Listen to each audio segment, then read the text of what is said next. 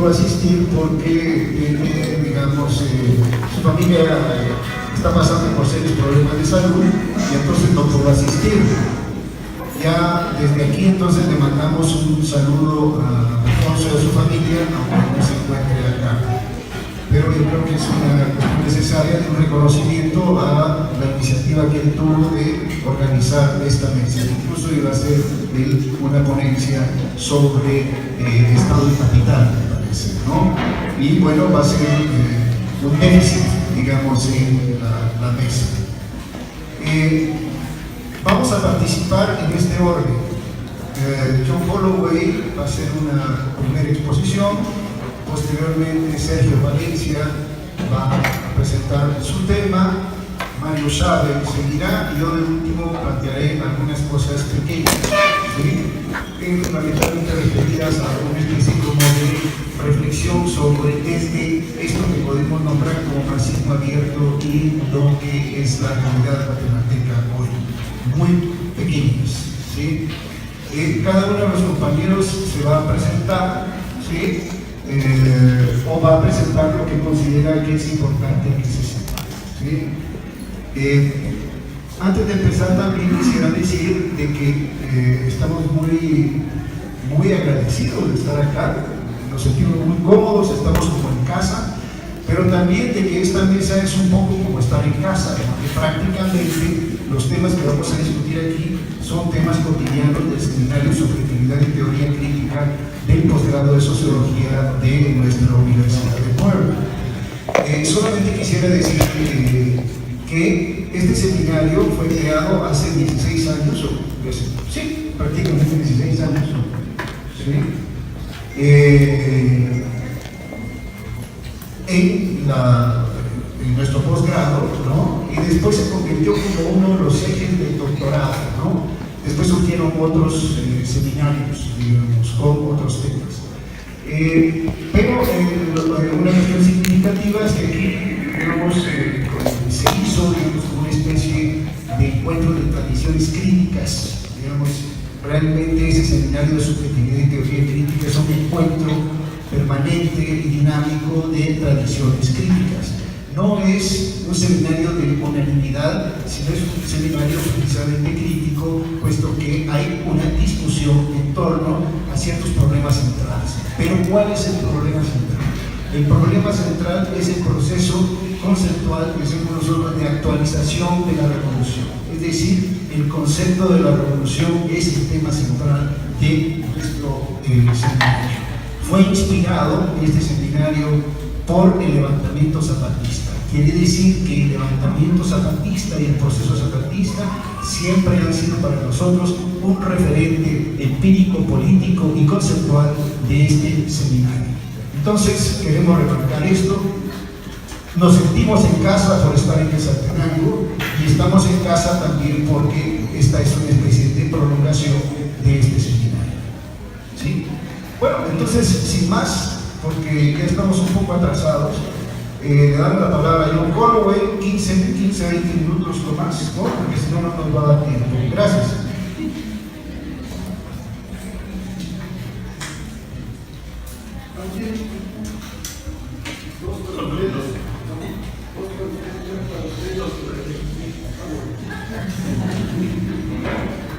Muchas gracias, buenas tardes. Mi nombre es John Holloway, trabajo en el posgrado de Sociología en Puebla. No sé. Bueno, buenas tardes, ahora sí. Sí. ¿Y se entiende?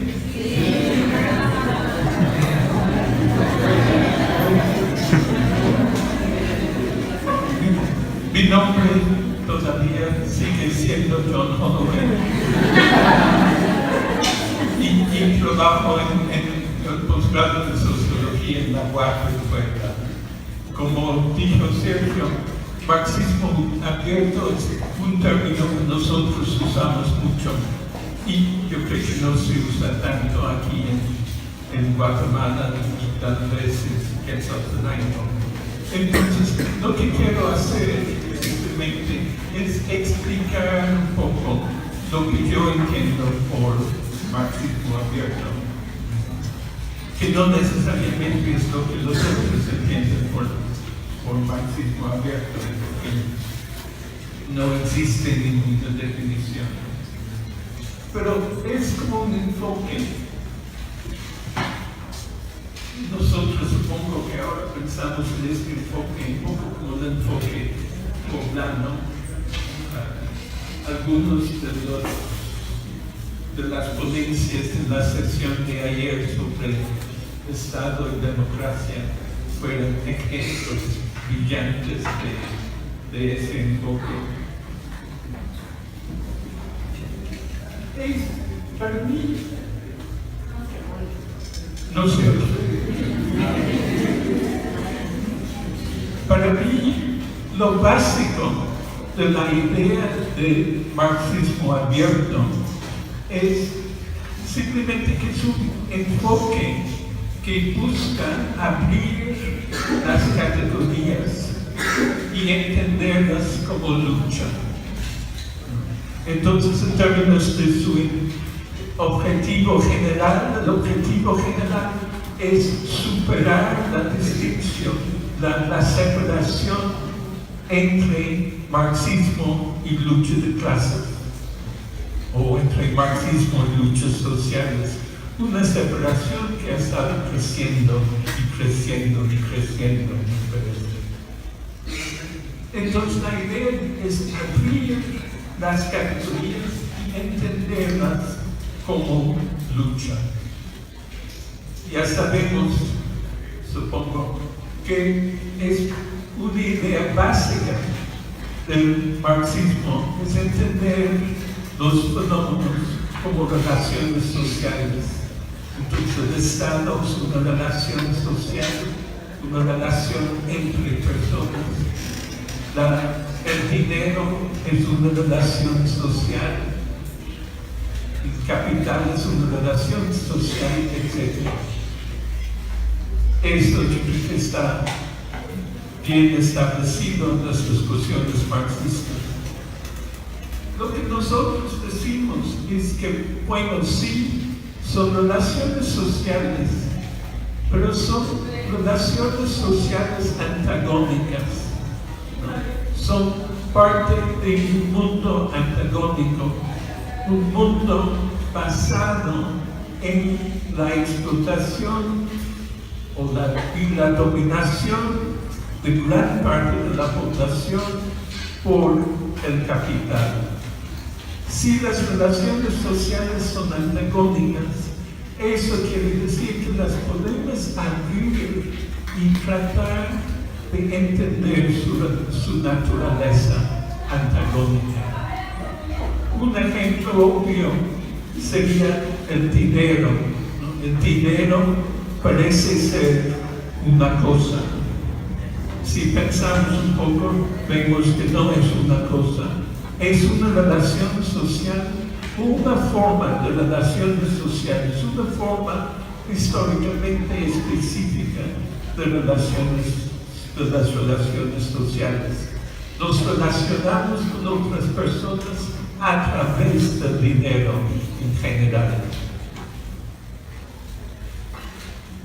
Si pensamos en eso, podemos pensar un poco más y decir, pero esta relación del dinero es una relación sangrienta, es una relación antagónica, es una relación que excluye a la mayoría de la población del mundo del disfrute libre de la riqueza producida por los humanos.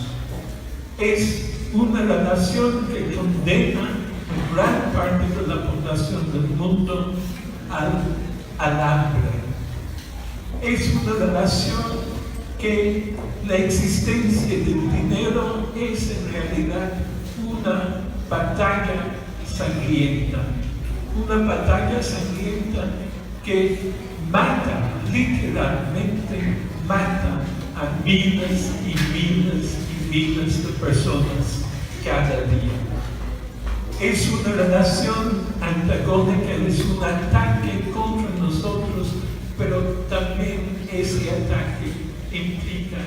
contraataque constante. Todo el tiempo estamos buscando manera de eliminar el dinero de nuestras relaciones con otras personas.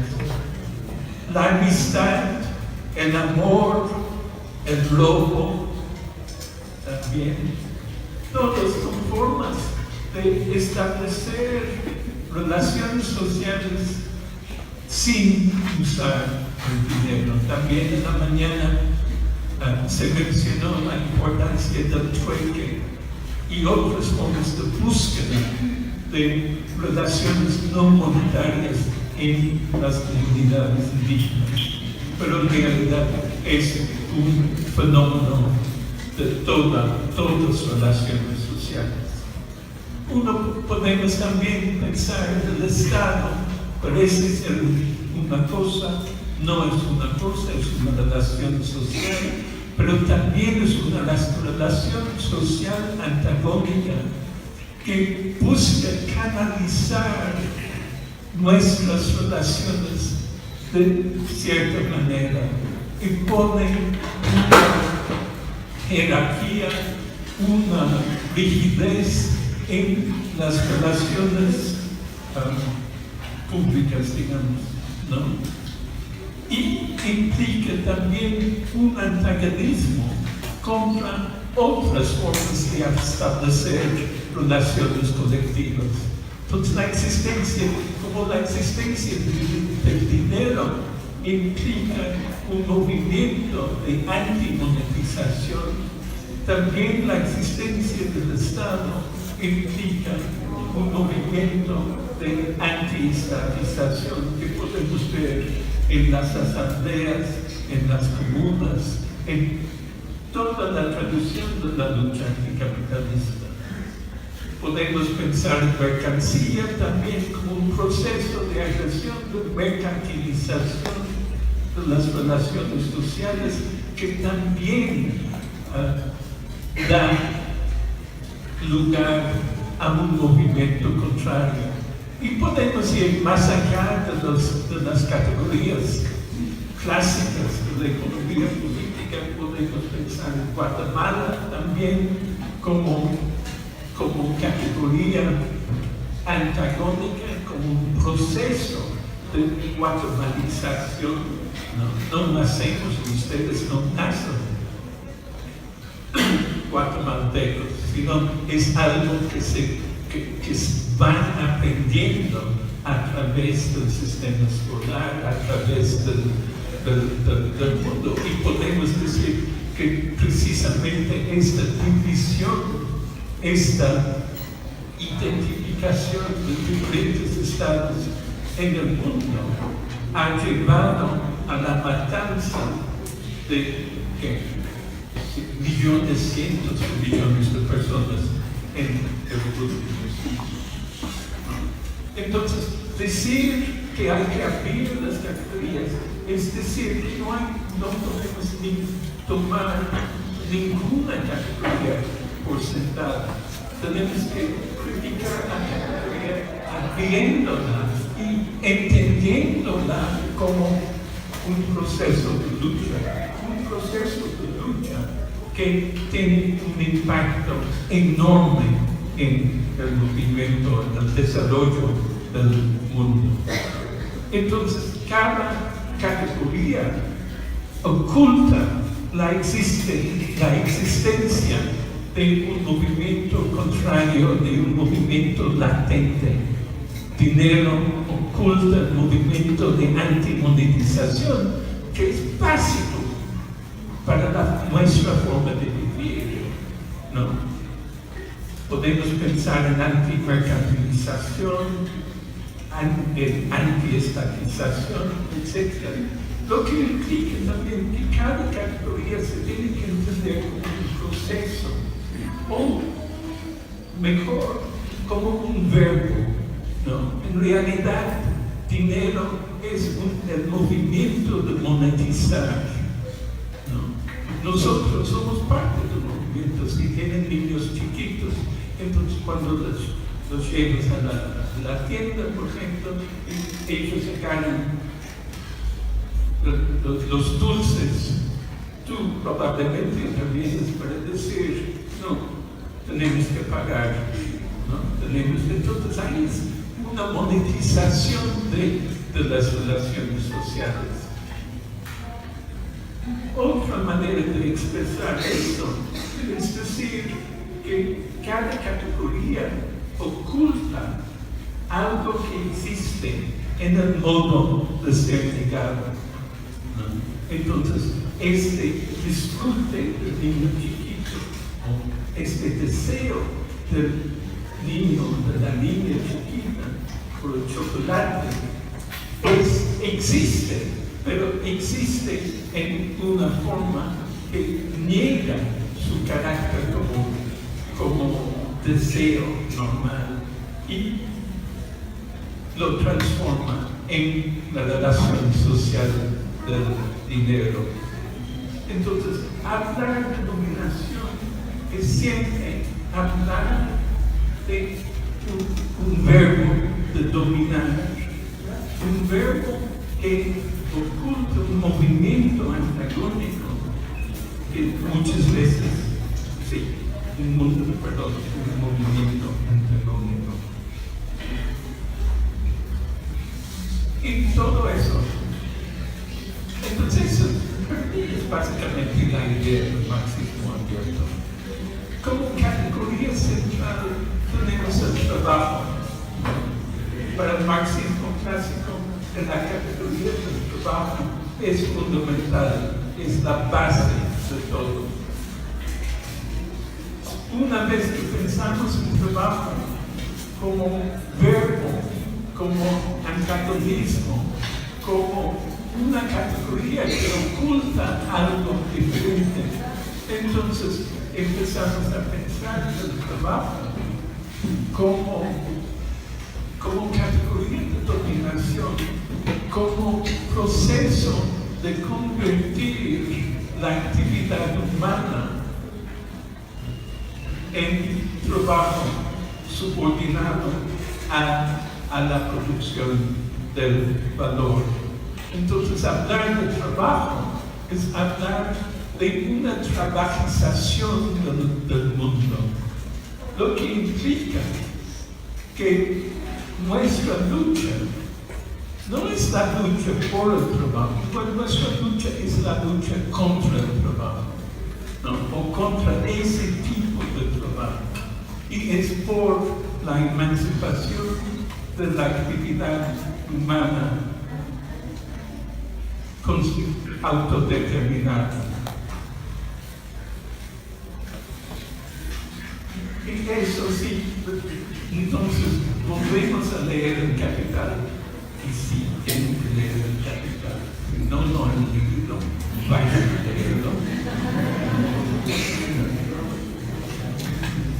Porque si regresamos al Capital, vemos que en las primeras páginas Marx dice que es el doble carácter del trabajo, como trabajo abstracto, o capitalista, o alienado, por un lado, o y trabajo concreto, trabajo necesario, trabajo potencialmente autodeterminado por otro.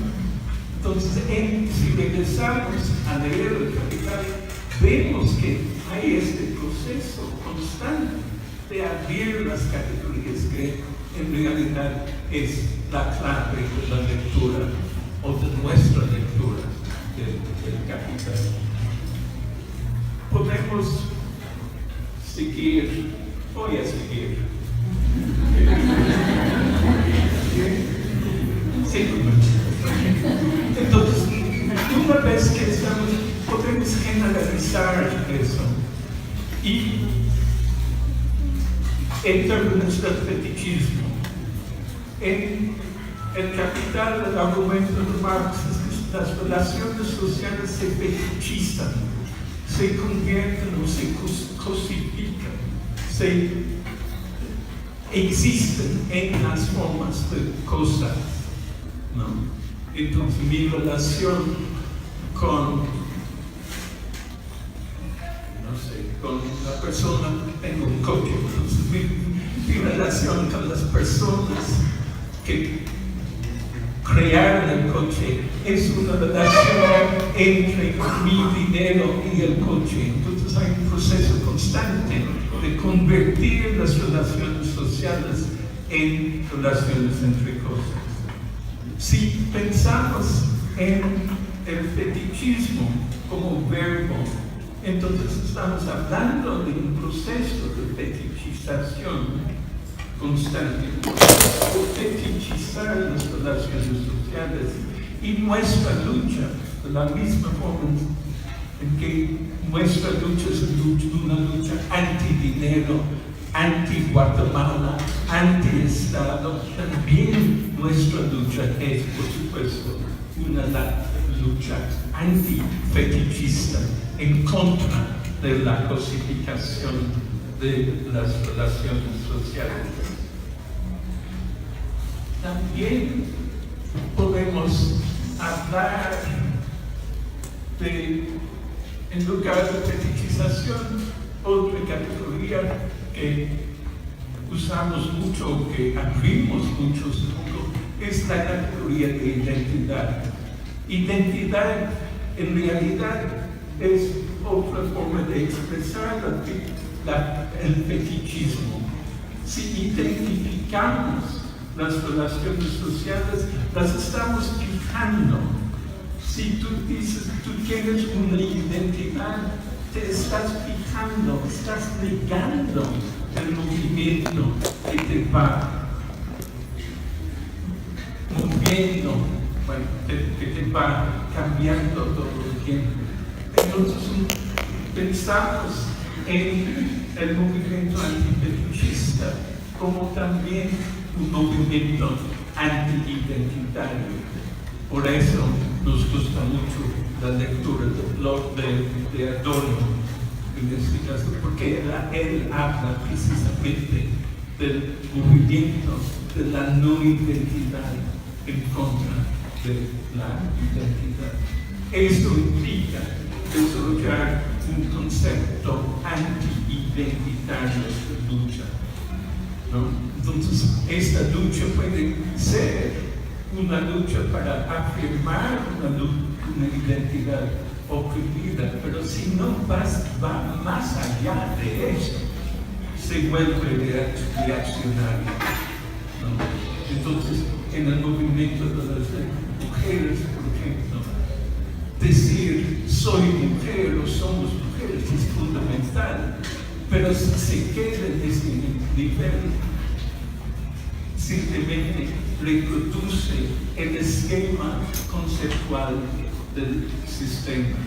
Lo mismo si decimos somos indígenas y no vamos más allá de eso, porque estamos produciendo nuevas categorías de integración al mundo capitalista.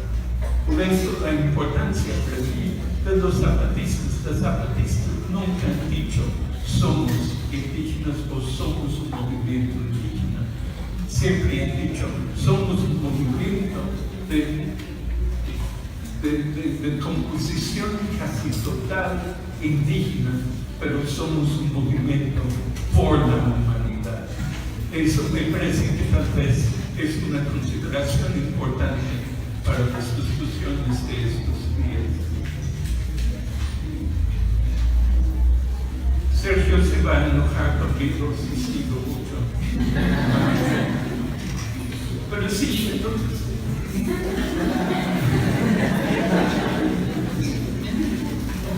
Si quiera que se enoje.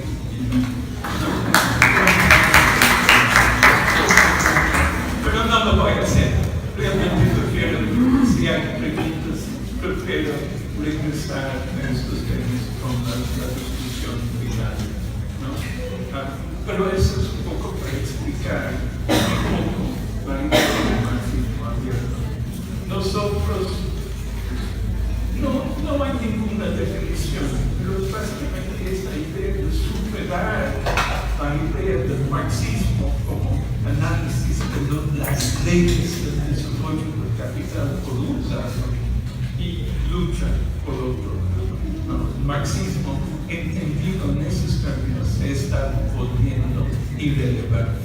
Es solamente si entendemos las categorías básicas como dinero, Estado, etc., como lucha, que podemos recuperar la importancia del marxismo para las luchas. Y esa importancia, me parece, yace sobre todo en el hecho de decir que el capitalismo es un conjunto de formas sociales, es un conjunto, un movimiento totalizante de formas sociales que va subordinando nuestra actividad al dinero, a la ganancia, al capital, ¿no? Y por lo tanto, la única forma de salvar el mundo, porque de eso estamos hablando, como subrayó Hugo Blanco en la mañana, la única forma de salvar la humanidad no es solamente ganando una batalla aquí o ahí o avanzando la situación de los indígenas, de las mujeres, de los gays. Más que eso, tenemos también que romper la dinámica del capital. Eso quiere decir que tenemos que erradicar el capital, que tenemos que erradicar el Estado, que tenemos que erradicar el dinero. Por ahí vamos.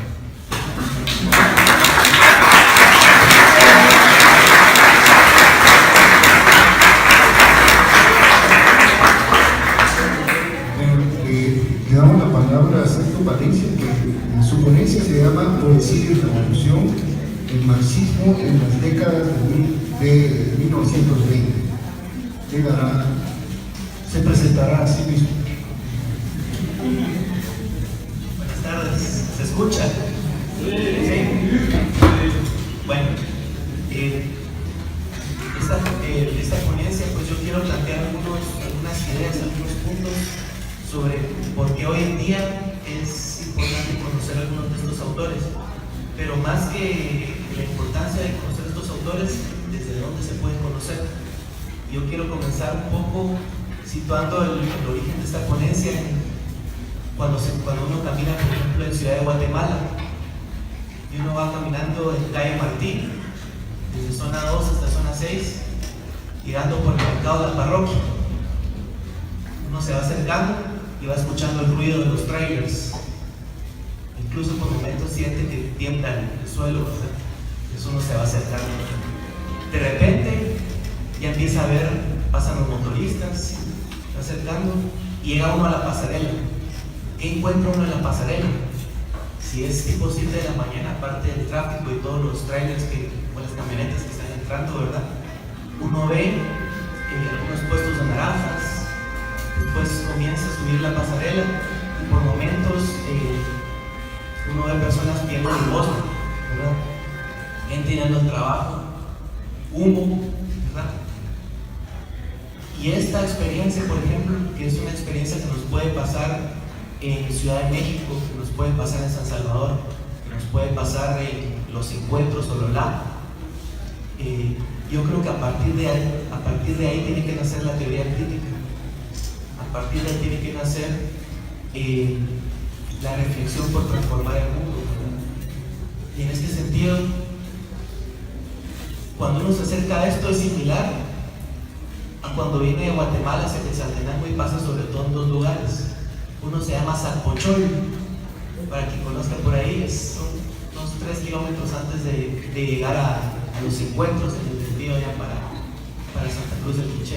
Salpochol tiene la particularidad de ser un lugar con bastante neblina, y nos tocó en el viaje de venida, por ahí tuvimos problemas en la llanta del carro, pero bueno, veníamos por ahí y la neblina, ¿verdad? Nos quedamos ahí. Ese es un momento. Después está el segundo momento cuando va subiendo uno en Agualá hacia la cumbre de Chuipatán, Alaska. Se pone todo neblina. Si algún momento histórico nos está tocando ahorita o alguna analogía pudiéramos tener, sería el momento de la neblina actualmente, porque la situación que estamos viendo pareciera que no tiene referencia hacia dónde ir, que muchas veces las palabras o las categorías que pensamos que tuvieron un sentido previamente, ahora ya no necesariamente lo tienen, o que incluso lo que creemos que da un sentido, las palabras con las que, como dice John, ¿verdad?, nos enseñan a pensar Guatemala, Estado, capital, un trabajo, la vida normal, la continuidad. Eso se reproduce muchas veces en los medios de comunicación, en la prensa libre, en Televisa, en distintos de estos medios, ¿verdad? ¿Y qué tanto eso es neblina? ¿Qué tanto eso es también parte del momento de Salpuchoy? ¿Qué tanto es parte de Chuipatán, Alaska? ¿Y cómo entonces a partir de esa experiencia tratar de situarnos, bueno, eso que que tenemos frente a nosotros en la pasarela de la calle Martín, eso que tenemos nosotros en Salpuchoy, ¿cómo lo podemos repensar críticamente para ver hacia dónde vamos como pueblos? Yo creo que ese es un punto muy importante. Y en este sentido, ¿cuál es la importancia hoy en día de algo que pareciera, por lo menos así yo lo fui viendo, ¿verdad?, pareciera en un momento que ya no tenía aportes, pareciera que había caído junto con el muro de Berlín como el marxismo o los escritos de Marx?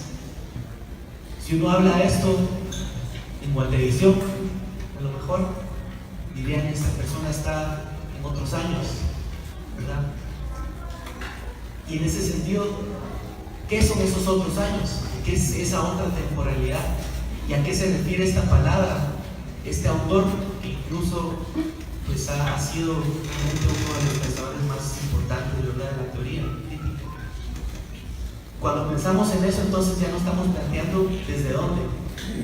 Cuando nos planteamos desde dónde, es el punto de ver, bueno, ¿qué de estos autores nos puede ayudar, nos puede complementar en una reflexión para atravesar la neblina histórica que nos tocó, que nos está tocando? Para los países de Centroamérica, sobre todo, voy a hablar de Guatemala, El Salvador, Nicaragua, que salimos de décadas de lucha revolucionaria y guerra, y que vivimos pues una de las campañas más fuertes de devastamiento y masacres a nivel mundial, ¿verdad? ¿Cómo repensar la posibilidad crítica de transformar la sociedad? ¿Qué tanto los medios mismos de comunicación o el tipo de democracia que se nos enseña en las categorías estatales va a responder a eso? Y en este sentido, es importante pensar que nosotros vivimos en un mismo momento histórico dos traumas humanos. Uno, el que nuestras luchas revolucionarias hacia 1989 ya estaban en un impasse, sea en Nicaragua, El Salvador o Guatemala. Dos, que para ese año estaba colapsando una manera de concebir la revolución, ¿verdad? El muro de Berlín, posteriormente la Unión Soviética. Nosotros, en esta variedad de generaciones en las que estamos, ¿cómo vivimos esa situación? ¿O cómo nos aproximamos a la perspectiva de vivir desde estas condiciones donde la transformación social del mundo pareciera una locura y pareciera que está demasiado unido a un discurso que nos lo presenta como vacuo? Para esto, ¿verdad?, quisiera hacer tres breves reflexiones, ¿verdad?, precisamente sobre tres autores, un húngaro y dos alemanes, ¿verdad? Estos tres autores, no los quiero presentar como diciendo esta historiografía con este tipo de obras, sería importante, pero no es el eje. Estos tres autores son importantes: Walter Benjamin, Ernst Bloch y George Lukács, porque vivieron una situación histórica que tiene mucho parecido en ciertas circunstancias con la actual. Ellos vivieron el momento previo a la Primera Guerra Mundial, que hasta el momento había sido la más devastadora de la humanidad. Ellos vivieron lo que era la idea de construir un Estado que pudiera ser idealmente la reconciliación del capital y el trabajo, y no lo fue, y que de hecho constituyó las mismas fuerzas que después fueron las originarias del nazismo. Y estos autores, ¿qué estaban pensando? ¿Qué estaban escribiendo? ¿Qué nos dicen hoy en día para pensar Sacochol, acá en Martí, y aquí a la parte zoológico del Templo de Minerva? ¿Qué nos dicen estos autores? Yo creo que es central entonces retomar ese punto. En el sentido, por ejemplo, quiero hablar solo de 3 obras con algunas de estas ideas. Uno, que estos autores, ninguno de los 3, de los 2 alemanes y el húngaro, ninguno partió propiamente de una tradición marxista. Sus primeros escritos fueron escritos de literatura, de análisis de la novela, de teología, y esos eran sus puntos, y es muy interesante. De hecho, una de las obras que marcó para toda esta generación una gran influencia es una obra que pareciera, digamos que no relacionada para nada cuando pensamos en, disculpen que repita la calle Martín, pero es que constantemente estoy viviéndola ahí, ¿verdad? Pareciera algo ajeno a eso, ¿verdad? Y es el libro Teoría de la Novela de George Lukács. Y dentro de esta teoría de la novela, él menciona algo muy importante, que es la teoría de la forma, que es algo que John habló. La forma que adquieren las relaciones sociales, y en este sentido, la forma histórica que adquiere el arte. ¿Qué diferencia la tragedia griega del drama barroco alemán? ¿Qué diferencia la lírica, repitiendo también de los griegos, con la que se empieza a constituir a partir del siglo XIX ya con las nuevas mediaciones del capitalismo? ¿Cómo este tipo de literatura estaba expresando un momento distinto de la experiencia humana? Y cómo precisamente Lukács considera que en la novela está potencialmente una polifonía de voces y también una búsqueda, y ese es el eje. En la teoría de la novela, lo que está buscando Lukács es, hay un punto épico aquí, habla de la épica.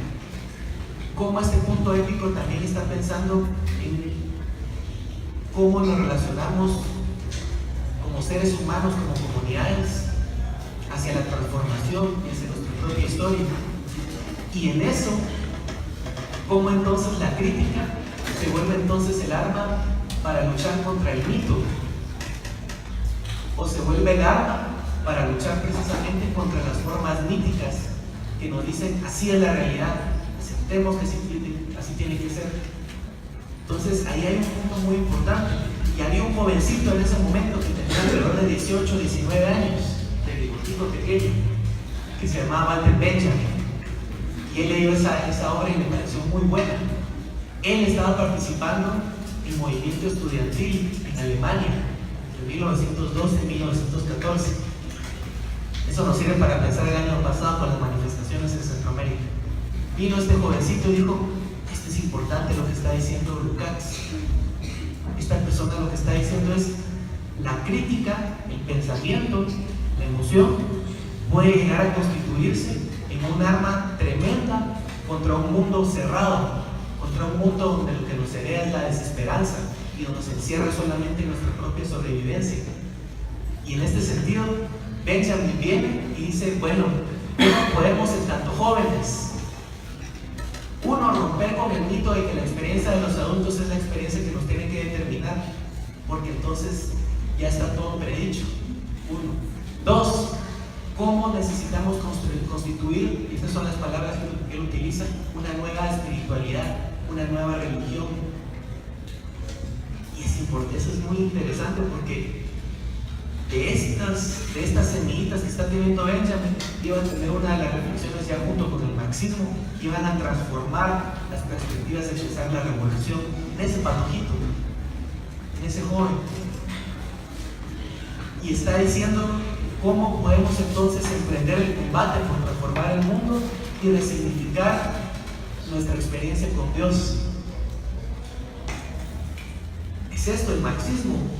¿Es esta la idea de marxismo que nos han puesto? ¿Qué está entendiendo Benjamin por Dios? Por su concepto de Dios.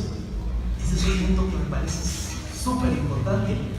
porque a veces puede rebasar una de las perspectivas dicotómicas estatales, incluso de Dios, ¿verdad? Para estos momentos están los años previos a la Guerra Mundial, pero ¿cómo vivieron estos pensadores la tragedia inmensa de la Primera Guerra Mundial? Y aquí hay un pensador que se llama Ernst Bloch, muy amigo de este señor Lukács, y él escribe un libro entre 1918 y 1921 que se llama El espíritu de la utopía, y está saliendo de una de las peores guerras mundiales, y él dice: es un momento en el cual el instante oscuro de la vivencia, eso es algo que habla Bloch, el instante oscuro de la vivencia, ¿cómo lo podemos rastrear? Y ese instante oscuro es a la vez la neblina de la que estamos hablando. ¿Cómo a través de esa neblina y de ese instante oscuro podemos entonces rastrear una nueva manera para poder entregarnos a la vida, para transformar el mundo y pensar que no es loco, ¿verdad? Y en este sentido viene él y miren lo que analiza. Viene este señor en el espíritu de la utopía, y empieza analizando la música, un poco en el sentido de la mesa temática del canal privado por la mañana. El sonido como un llamado a encontrarnos a nosotros mismos, y ese sonido lo va rastreando en las diferentes expresiones del arte, en Bach, en Beethoven, en Mozart, ¿verdad? ¿Y qué expresa esta música? ¿Verdad? No lo voy a ver. Bueno, entonces, con esto, viene él y empieza a buscar en la música figuras de utopía, que era lo que nos mencionaba John Holloway, el día de la revolución, momentos en los cuales el ser humano ha visto que si bien estamos en una sociedad actualmente salvaje y explotadora, donde solo servimos por un salario mientras estamos sosteniendo el sistema de explotación de millones de personas y de nosotros mismos, como en medio de eso también hemos sido capaces de construir espacios y perspectivas y prefiguraciones de algo distinto.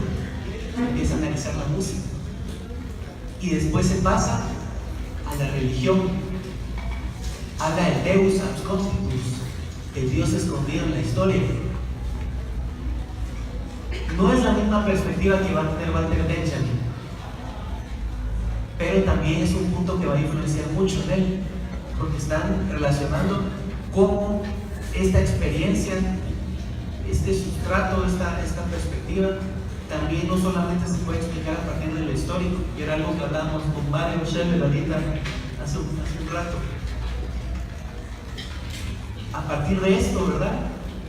De este libro del espíritu de la utopía, cómo esto va a promover y a estimular también otro tipo de pensamiento de una manera distinta, entender entonces el cambio social. Y quiero terminar entonces solamente con dos referencias a dos libros de ustedes. Uno, George Lukács escribe un libro que se llama Historia y Conciencia de Clase, 1923-24, lo publica. Es una recopilación de ensayos donde él dice, bueno, ya tenemos el teórico que ha podido vincular la fuerza del marxismo y la revolución con la estrategia revolucionaria, y ese es Lenin, y ese es Rosa Luxemburgo. ¿Y cómo nos va a servir ahora para pensar entonces la transformación del mundo?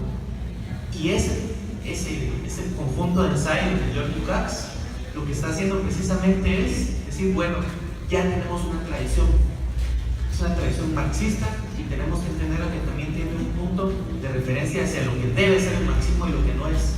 ¿Qué es el marxismo ortodoxo y qué no lo es? Y hay una normativización de lo que sería el marxismo. Y sus principales referencias ya no son la búsqueda o la crítica del mito que tenía en el libro de 1914, de teoría de la novela, sino está buscando ya una manera de entender la revolución como método, una manera de entender la revolución como crítica al fetichismo, sí, pero también como una manera de subordinar el acto y la espontaneidad también a la intelectualidad. Ahí hay una potencia también estatal. Ahí hay una manera también de reintegrar otra vez su orden social. Mientras tanto, para este momento, este señor Walter Benjamin, que había estado leyendo a Bloch, que había estado leyendo a Lukács, él todavía no le había entrado al marxismo. Él estaba leyendo a Goethe, estaba leyendo un libro que se llamaba Afinidades Selectivas. Muy interesante, por cierto. Pero está hablando él en este libro de Afinidades Selectivas, ¿verdad? De lo que es la experiencia del amor en la dificultad de la moral histórica. Y lo plantea, es una situación muy buena. Pero ¿cuál es la importancia de esto? Él está empezando cada vez a desconfiar más de las categorías que van hacia adelante. Él está empezando a desconfiar cada vez más en lo que ya se dice, esto va a ser el progreso, el triunfo. Él está empezando a encontrar que este tipo de crítica del pensamiento, que parte del arte, va a tener algo que no tiene el pensamiento lógico, que es una manera también intuitiva de relacionarnos con el mundo. Podríamos hablar aquí que él está haciendo una crítica a la dialéctica sujeto-objeto, determinada solamente por lo lógico. Y al contrario, él viene y rescata en esos años de su tesis de licenciatura, él rescata a lo que son los románticos alemanes del siglo XIX, Schlegel, Novalis, y está planteando si la filosofía idealista y la lógica han planteado un punto de que tiene que ser el concepto el que nos lleve a marcar, a entender la verdad de la realidad. ¿Cómo podemos hacer entonces para que no solamente sea un concepto el que nos esté llevando a subsumir o a entender la realidad, sino que sea algo que combine lo que es la profundidad de la experiencia, en la intuición llama él, con lo que él plantea la fuerza de la crítica, que es la razón también. Y en este sentido, combinar intuición y razón. Y dice, el mundo mismo está vivo. El mundo mismo está vivo. El mundo se nos revela. Ahí también tiene atisbos que él llama teológicos. El mundo mismo se nos revela si nosotros lo buscamos también. Él dice una frase que presentaba Mario hace un momento: el fósil nos ve, somos como arqueólogos. El fósil lo ve si también lo buscamos. Yo creo que eso es central hoy en día. Si estamos en medio de un momento histórico que es neblina, si estamos en medio de un momento histórico que nos dice, esperemos, en el caso de Guatemala, la CICIG está haciendo este tipo de trabajos investigativos, nosotros apoyemos con ciertos puntos de redes, mantengámonos así. ¿Cómo estos autores nos están diciendo? No, lo principal es que tenemos que salir nosotros, lo principal es que tenemos que salir a construir, aunque no estemos bajo la lupa de los periódicos o de los medios electrónicos y todo esto, sino hacerlo en el silencio de nuestras propias experiencias. Y eso es algo muy hermoso, porque transmite entonces la idea de que nuestras búsquedas también crean realidad. Y que esas búsquedas que crean realidad a la vez propician situaciones que pueden crecer. Entonces, para finalizar, ¿cómo podríamos relacionar la experiencia de estar aquí en esta región, en los estados de México, en los departamentos de Centroamérica, desde Lloro, Honduras, ¿verdad? Desde Managua, de San Salvador, aquí en Saltenango, en Ayotzinapa? ¿Cómo nosotros podemos entonces retomar estos autores para que nos brinden también posibilidades críticas y que nuestro lenguaje tenga la capacidad de ser creador? Es precisamente una de las características humanas. Y sobre todo, que sepamos que el punto de partida es desconfiar de lo que se nos presenta como algo real, que en realidad solo es un momento de la neblina o del fósil, y que solo atravesando esa neblina y manteniéndonos con una perspectiva de que se va hacia algo, podemos rescatar algo, que es con lo que termina el texto de Afinidades Selectivas Walter Benjamin, que es el encuentro con las personas que ya no están, con los proyectos que fueron quebrados. Y dentro de eso él dice, estas personas que murieron incluso desesperadas por tratar de transformar el mundo, son las que paradójicamente nos heredan la esperanza. ¿Sí?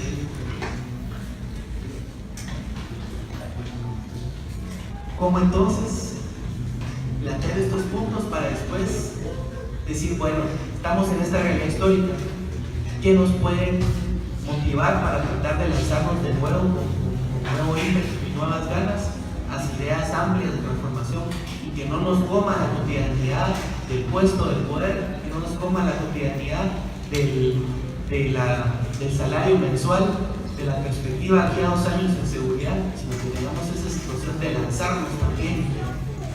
Y si algún punto tiene que surgir de esto, yo creo que eso es una experiencia revolucionaria, porque nos estamos buscando, ya no nos estamos buscando en tanto personas asalariadas o en tanto personas que estamos buscando un punto de posición, lo estamos buscando para encontrarnos en una transformación que todavía está por darse. Y eso es lo que guarda en parte uno de los autores, Marx, que es la potencia de la rebelión desde esa experiencia.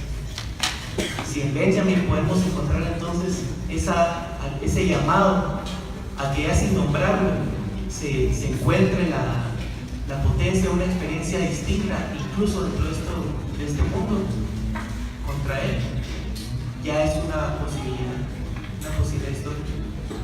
Eso sería.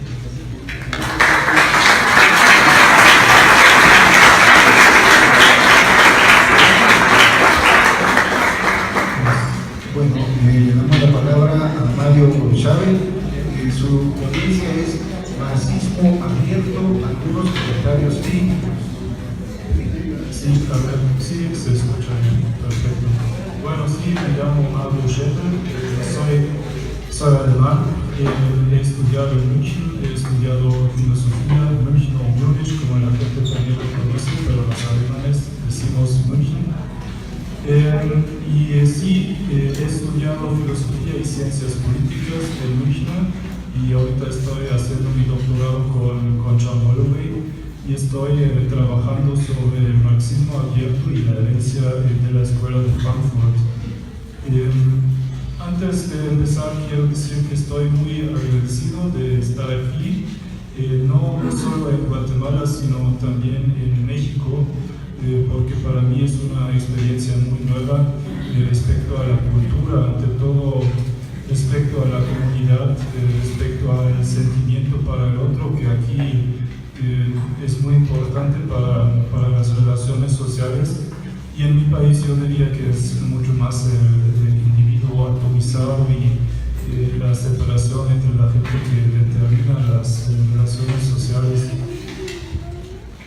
Y bueno, voy a presentar algunos comentarios críticos respecto al marxismo abierto, pero quiero adelantar que no es nada personal, digamos, solo es teórico, porque todos ellos son mis compañeros y los respeto. Y dos advertencias más. Mi trabajo es muy filosófico y pues mi trasfondo simplemente es que soy alemán, no lo puedo negar. Entonces no voy a hablar tanto sobre luchas concretas en Latinoamérica, sino sobre filosofía alemana. Pero bueno, como el joven Manuel Rosenthal dijo hoy por la mañana, no hay que venderse tampoco. Sí, estoy de acuerdo que la no identidad, la anti-identidad es algo muy importante, pero al fin y al cabo tengo raíces alemanas y me gusta la filosofía alemana. Entonces también voy a leer el texto porque, bueno, sí es muy teórico y espero que no, si voy a pasar el tiempo, Sergio me va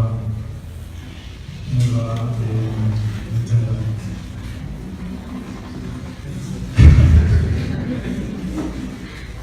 Bueno, bueno, en mi ponencia voy a presentar algunas partes de un ensayo que he escrito recientemente titulado Una crítica al marxismo abierto de John Holloway, el mismo gato pero revolcado.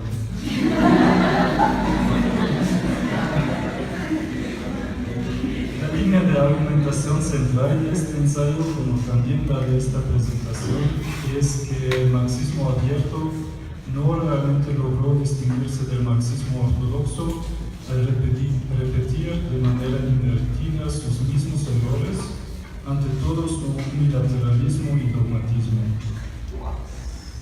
Y como en el ensayo, también ahora quiero respaldar esta tesis particularmente mediante el ejemplo del marxismo abierto de John Holloway. Y mi punto de partida es la tesis de que Holloway simplemente nos presenta el opuesto exacto al marxismo ortodoxo. Por ejemplo, en lugar del positivismo opta por un negativismo, en lugar del objetivismo opta por un subjetivismo y en lugar del materialismo opta por un idealismo. Creo que este último punto, con este punto me voy a ocupar en esta ponencia. Y yo creo que lo que hace John Holloway es que tal como en el marxismo ortodoxo están aboliendo todos los elementos idealistas, así John al revés está aboliendo todos los elementos materialistas de la dialéctica de Marx. Y comenzaré la ponencia mostrando el trasfondo idealista del enfoque de Holloway. Voy a seguir con Holloway, aunque le llamo John, pero bueno. Sí. Para ello, por un lado, me remito a Joachim Hirsch, quien en su diseño de cambiar el mundo sin tomar el poder, caracterizó la teoría de Holloway como un marxismo hegeliano. Y por otro lado me baso en la consideración de que respecto al entendimiento de crítica que tuvo Marx, existe una quasi identidad entre Holloway y Georg Lukács. Y por consiguiente, a causa de que, como es sabido, la interpretación que tiene Lukács de Marx es considerada como idealista, mi tesis es que lo mismo también aplica a la interpretación de Holloway. Sin embargo, ahora no solo mostraré el trasfondo hegeliano de la teoría de Holloway y de Lukács, sino el trasfondo del idealismo alemán en general. Es decir, también me ocuparé con Schelling y con Fichte. Mediante la revelación de este trasfondo, quiero poner en duda si realmente es legítimo que los representantes del marxismo abierto, no solo Holloway, oficialmente se dedican más a Adorno y a su crítica de Hegel que al mismo Hegel, a Fichte y a Schelling. Además, quiero sostener que hay una contradicción entre el hecho de que los representantes del marxismo abierto se acojan a la escuela de Frankfurt, mientras que no toman en cuenta gran parte de la crítica que hizo Adorno a Lukács. Bueno, empiezo con la primera parte. El marxismo abierto comparte la intención de Lukács de, cito, la disolución de la rigidez de los conceptos. Como el compañero Sergio ha mencionado antes, y ambos destacan el carácter fetichista o bien reificado del pensamiento de los representantes de la economía política y al mismo tiempo ambos destacan que Marx rompe con este fetichismo a través de mostrar el carácter histórico de los conceptos. Así, por ejemplo, Holloway sostiene que la existencia de conceptos o bien de formas de relaciones sociales en general nunca puede ser concebida independientemente del acto de su constitución. Y esta es una crítica ad hominem, en el sentido de que el ser humano es planteado como la base constitutiva de las formas sociales y de los conceptos. Y Lukács realmente, cuando uno lee Historia y Conciencia de Clase, propone exactamente lo mismo. Por ejemplo, respecto a la ahistoricidad dentro de la economía política, Lukács escribe que Marx quiere revelar, cito, bajo una cultura cosificada, una relación entre hombres, bajo una costra cuantitativa, un núcleo cualitativo vivo. Y en una polémica en contra de Bukharin, Lukács detecta en dicha idea, cito otra vez, el carácter específico del marxismo, es decir, que todos los fenómenos económicos o sociológicos derivan de las relaciones sociales entre los hombres. Pero aún más interesante desde mi punto de vista, en el contexto de mi tesis de una base identidad entre Holloway y Lukács, es que Lukács habla de una conexión necesaria entre génesis e historia y constata que para él historia y génesis coinciden, es decir, son momentos del mismo proceso. Y esta idea y la de Holloway de una no separación entre constitución y existencia son idénticas. Y ahora mostraré que el trasfondo común de estas dos ideas se encuentra en la filosofía idealista de Schelling. En el centro de la filosofía de la naturaleza del joven Schelling está la distinción entre natura naturans y natura naturata. Natura naturata representa un concepto de la naturaleza que la concibe como mero producto, como un hecho existente y nada más. Mientras que la natura naturans concibe la naturaleza como productiva. Y para ilustrar de manera mejor lo que Schelling quiere decir con esta idea de una naturaleza productiva, quiero leer la siguiente cita de Schelling, y con ello también se volverá más clara la semejanza entre Holloway y Schelling. Cito: resulta absolutamente impensable la permanencia de un producto sin una permanente reproducción. Hay que pensar el producto como constantemente aniquilado y constantemente reproducido de nuevo. Nosotros no vemos propiamente la permanencia del producto, sino su permanente reproducción. Fin de cita. Entonces, en mi opinión, entre la idea de concebir al fetichismo como separación entre constitución y existencia, tal como lo plantea Holloway, y el concepto de la natura naturans de Schelling, en el fondo no existe ninguna diferencia, o tal vez con una excepción, porque Schelling respecto a la productividad escribe, cito otra vez, desde el punto de vista común, esta, la productividad, desaparece en el producto.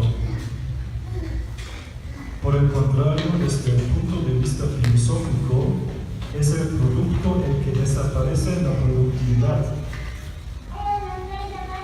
Y pienso que se puede decir que mientras Schelling intenta unir estas dos perspectivas, es decir, la perspectiva común y la perspectiva filosófica, o en otras palabras, natura naturata y natura naturans, Holloway, al contrario, es más radicalmente idealista, porque opta exclusivamente por un entendimiento de la naturaleza como natura naturans. Pero, como Schelling escribe en la cita apenas mencionada, por consiguiente, como resultado lógico, dentro de la concepción de naturaleza que tiene Holloway, entonces también desaparece el producto en la productividad. Y así no queda nada más que una productividad infinita, una naturaleza no pósica que permanentemente va más allá de sí, o en las propias palabras de Schelling, un producto absoluto que siempre deviene y nunca es. Sin embargo, un entendimiento como este de la naturaleza seguramente no coincide con él una vez, porque para él la naturaleza, a pesar de ser constantemente apropiada por los sujetos, siempre queda como algo externo e independiente de la praxis humana. Y en eso también insiste Alfred Schmitt en su crítica a Lukács. Me parece adecuado presentar esta crítica ahora brevemente, porque Alfred Schmitt es un representante de la Escuela de Frankfurt y por ende su crítica es útil para entender en qué sentido Holloway está lejos de una argumentación propia de la teoría crítica y más cercana a un idealismo subjetivismo como el del joven Lukács. Schmidt escribe en su libro El concepto de naturaleza de Marx, cito: el descubrimiento específico de Marx de que las relaciones históricas se cosifican en forma de mercancías puede llevar a la equívoca interpretación idealista de que Marx había resuelto todas las categorías económicas en relaciones entre los hombres y que por lo tanto no había en el mundo cosas corpóreas y materiales, sino solo relaciones y procesos. Sin duda, uno de los motivos principales del análisis marxista consiste en romper la superficie de la realidad económica endurecida en forma de cosas para penetrar hasta su esencia oculta, es decir, las relaciones sociales de los hombres. Sin embargo, estas relaciones no constituyen, por cierto, para Marx, un elemento último. Fin de cita. Y Schmidt apunta con este anunciado que las relaciones sociales para Marx no representan un elemento último a Adorno y a su crítica de la filosofía tradicional. Para Adorno, cada filosofía que parte de un tal elemento último es una prima filosofía y en este sentido es tradicional. Por consiguiente, tampoco la subjetividad humana para él desempeña el rol productor que le adjudica Lukács, sino más bien que el mundo material solo es filtrado por el trabajo humano, pero no es producido propiamente por este. Tanto Adorno como Schmidt insisten que, por el contrario, para Marx, la naturaleza sigue siendo aquel sustrato que está presente sin contribución del hombre.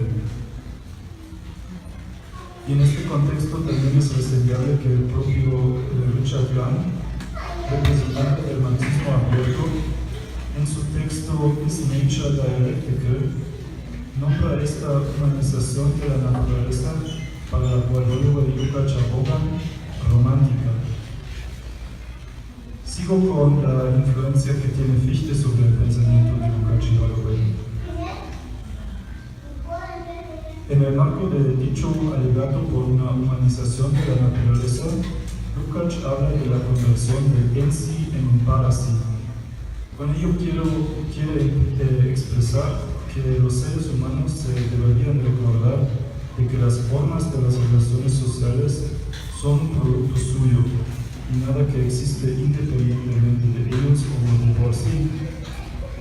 Dicho de otra forma, desde el punto de vista de Lukács, el sujeto produce al objeto, luego olvida que el objeto es su propio producto y ahora el sujeto se debería recordar de este hecho. Y más que la influencia de Hegel, aquí se muestra la influencia que tuvo Fichte sobre Lukács. Lukács menciona a Fichte varias veces en Historia y Conciencia de Clase, ante todo el concepto de Tathandlung. Y mi tesis es que este concepto de Fichte también lo encontramos en Holloway, aunque no se refiera explícitamente a la Tathandlung. Bueno, Tathandlung es una palabra alemana compuesta de las dos palabras Tat y Handlung. Tat, en alemán, significa básicamente lo mismo que Handlung, esto es acción. Pero la única decisiva diferencia es que Tat hace referencia a la acción acabada, mientras Handlung significa que el hacer significa el hacer en acción. Y a lo que quiere ir Fichte con este concepto de Tathandlung es que si en general la actividad humana se contempla como algo que presupone un ser, como por ejemplo en Marx, la naturaleza, para él, contrariamente, todo ser no es otra cosa que un producto de este hacer originario que expresa la Tathandlung. Y yo sostengo que la idea de Holloway de que la superación del fetichismo consiste en la superación de la separación entre constitución y existencia y la idea de Tauthandlung de Fichte son idénticas. Otra vez, tal vez con una excepción, mientras que Fichte en este contexto habla de una prioridad del hacer respecto al ser, Holub es aún más radicalmente idealista, porque no solo plantea una prioridad del hacer respecto al ser, sino que además quiere transformar todo el ser en hacer. Es decir, para él no existe ningún ser, sino solo el hacer. Sin embargo, desde mi punto de vista, y luego llego a las conclusiones, eso lleva a un dinamismo absoluto, tal y como lo critica Adorno en Fichte. Y por eso aquí se muestra otro punto del por qué Holub está lejos de una argumentación propia de la teoría pública y más cercano al idealismo. Adorno escribe en la dialéctica negativa, cito: quien tenga lo verificado por el mal radical, quien quiera dinamizar todo lo que es en pura actualidad, tiende a la hostilidad hacia lo otro, ajeno, cuyo nombre no por casualidad resuena en la alienación, a esa no identidad para la que habría que liberar no solo la conciencia, sino una humanidad reconciliada. Pero el dinamismo absoluto sería aquella acción absoluta que se satisface violentamente en sí y abusa de lo no idéntico en cuanto su mera ocasión. Fin de cita. En la versión alemana de la dialéctica negativa, Adorno aquí usa el concepto de Tathandlung, que fue traducido como acción absoluta y a consecuencia lamentablemente oculta la alusión a Fichte que hace Adorno aquí. Y en resumen, la crítica que hace Adorno a Fichte es, y aquí se puede mostrar, se puede ver la influencia de Benjamin, que el objeto se nos revela, como dijo Sergio. Esta crítica de Adorno a Fichte es que la subjetividad no puede ser concebida como un principio último, sino que ella es mediada por lo objetivo. Por eso Adorno habla de la primacía del objeto y critica cada noción de subjetividad constitutiva. Y por consiguiente también la identificación del en sí con el para sí que propone Fichte, para Adorno lleva a un pensamiento que condena todo lo cósmico de por sí como algo malo y también que roba a todo lo otro indiferente su no identidad y su otredad. Bueno, llego a la conclusión. Al fin me parece que da igual si el marxismo abierto está lejos o cerca de la escuela de Frankfurt. Ese no es el problema, sino el problema más bien radica en la relación que tiene el marxismo abierto con el marxismo ortodoxo. Como al principio ya he mencionado, yo pienso que en el marxismo abierto, ante todo en el Holub